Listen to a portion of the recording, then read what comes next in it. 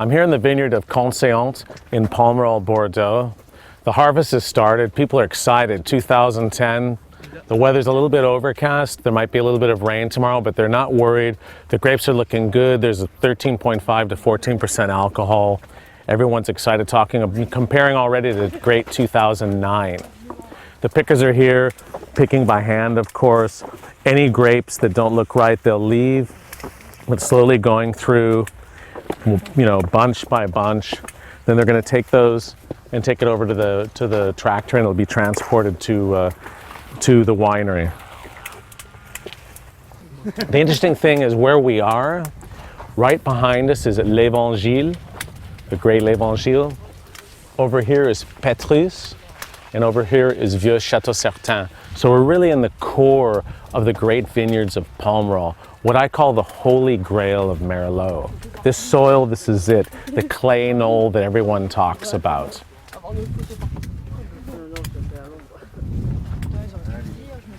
In a minute, we're going to go say hi to the vineyard manager called Jean-Michel Laporte, and he'll give us a little rundown on how it's all looking. On y va, let's go.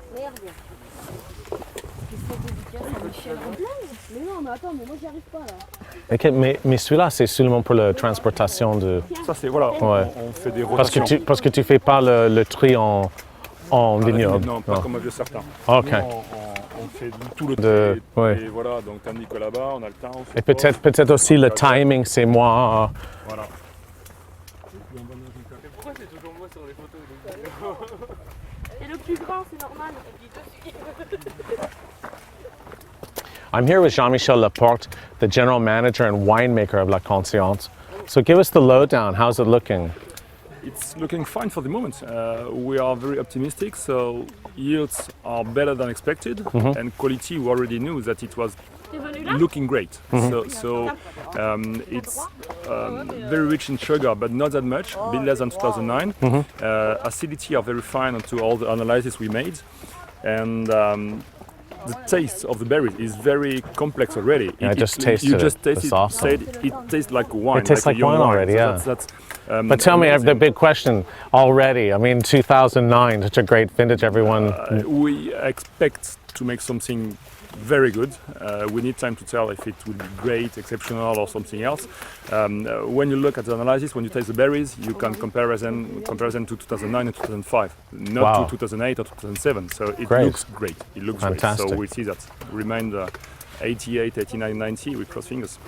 Great. Well, bon chance. Great. Merci. Good luck. Thank you. Merci. Thanks. Yeah, I gotta taste one of these things.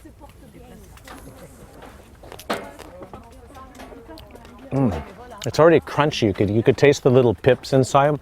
They were crunchy. That was the skin, and you can get the tannin already. But there's a lovely sweet fruit, raspberries, yummy. It's gonna make a delicious wine.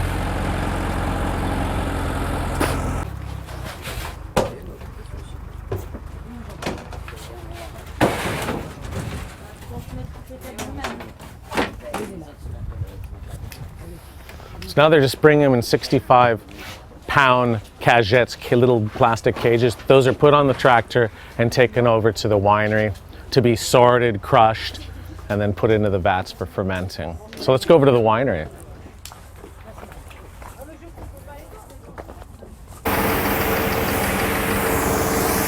So the grapes just arrived from the vineyard. Look at them, they're yummy, beautiful Merlot. From there, they're loaded into this little conveyor belt that goes up and then goes down, and there's a woman, we'll go see her in a minute. She's selecting bunch by bunch. If there's anything that doesn't look right, or there's some leaves or whatever, that's taken out.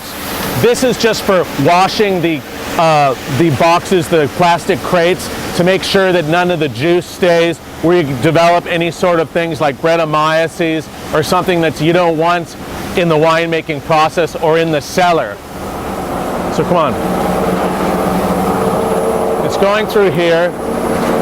Here the bunches are coming out. You can see if there's anything wrong. She's taking it out. See, look, here's a leaf. Ça va pas ça, no? She doesn't want that.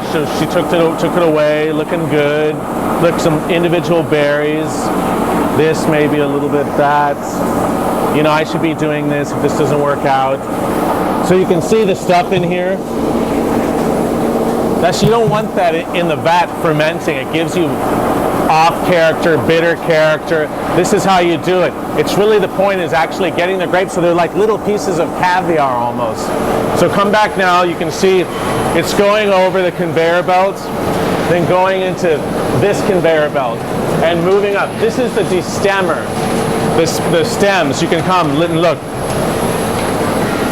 Here's the stems. Taking the grapes off the stems.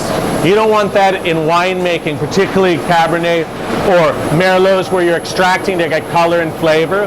Because if you do that, again, you get bitterness and stemminess, a green character. We don't like green character in our wine. So let's go and see them berry by berry selected.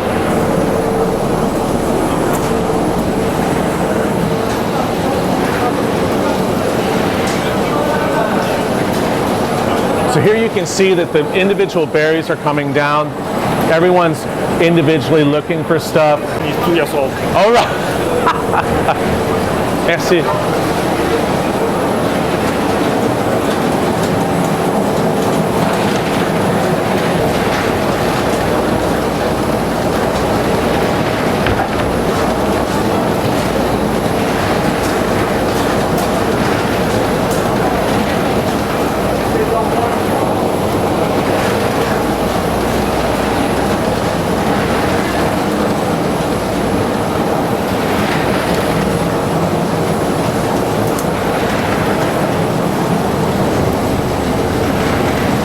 Cool machine.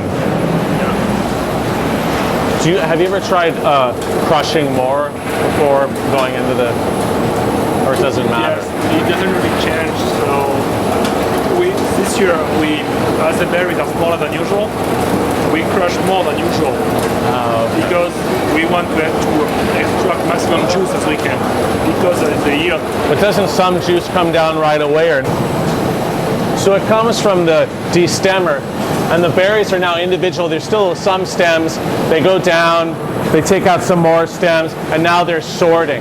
No crushing yet, whole berries, beautiful. They're gonna go into the vat like that.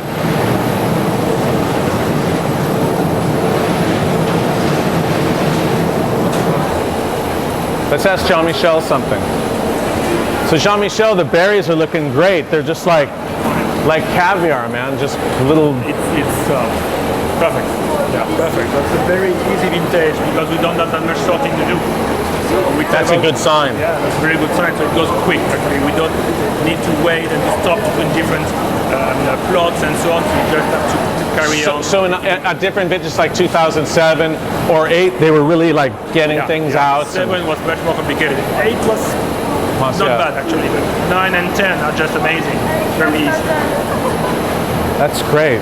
So then after this, it goes. You pump it into the vats for fermentation. That's it.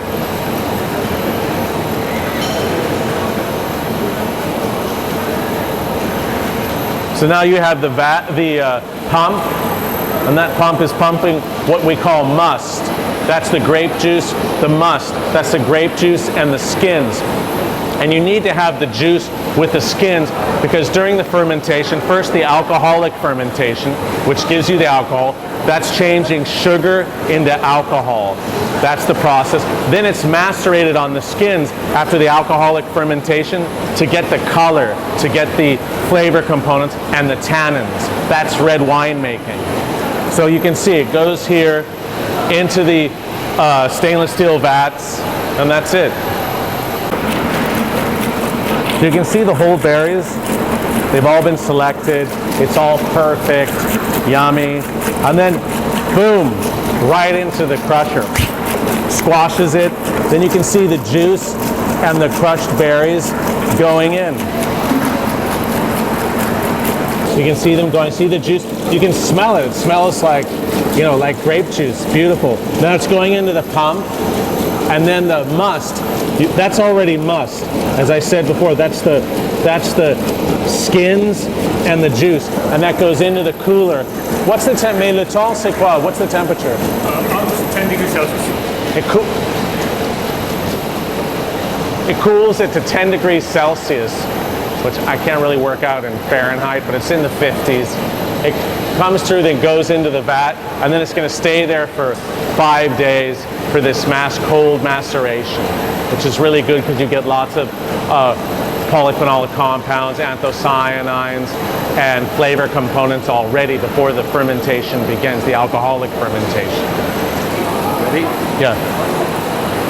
So now it's going through the pump. It's going through a cooler, which cools down the grapes. And you want that because you don't want the fermentations to start right away. You want it to sit for a while, sort of just get the goodness out of it before the fermentation starts. Do you use natural yeast or do you use?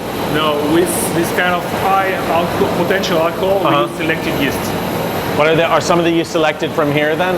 Not for Conseillante, but from France, and not really special yeast. Just need to transform sugar into alcohol. That's just all we need. The terroir makes the rest.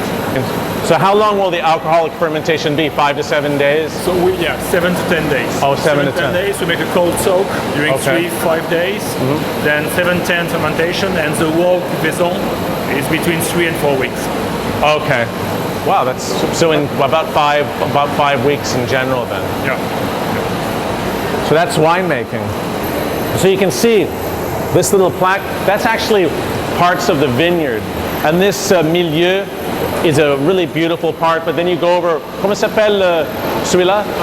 Perhaille. The one they're picking right now is Perhaille, which is over here. Number 7. Celui-là? Oh, okay. They haven't put the name on it yet, but that's what they do. It's parcel by parcel. It's not just, we pick. It's saying, this part is ready. Let's pick it when it's just right. Mais Perhaille, ça fait combien de hectares? It's only 1.47 acres. So they do it by that small amount. Ilya, how many parcels are there? You have 15 parcels in total, and different sizes. And some parcels, how many days difference can there be in picking? 7 days. Wow. From the first Merlot to the last one, it can be 7 days. There can be 7 days difference just with the Merlot. That doesn't count with the Cabernet Franc. It's the same thing. So what you're thinking about as a winemaker, it's a puzzle. You're figuring out when to pick, how to ferment it, what to do, then you put it in barrels, and then in the end you have to blend it. So it's complex. It's not that simple making wine.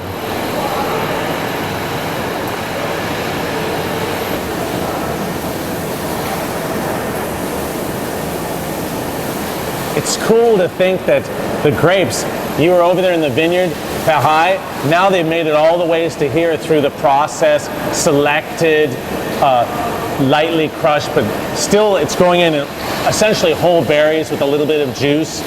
And what I love is you just think, you saw them a minute ago in the vineyards, and now they've come through to this point, and they're going to begin their journey into becoming wine. So this stainless steel vat is being filled up with the whole berries with juice, and the fermentation is going to start in about 5 days. So they'll be soaking here to have a cold extraction of anthocyanins, polyphenolic compounds, flavor elements, and everything, just to get that all nicely mixed, and then the fermentation will start, the alcoholic fermentation. That's the beginning of wine. We're seeing the creation of a new vintage, which is so exciting. And apparently an excellent one. We'll see if the weather stays.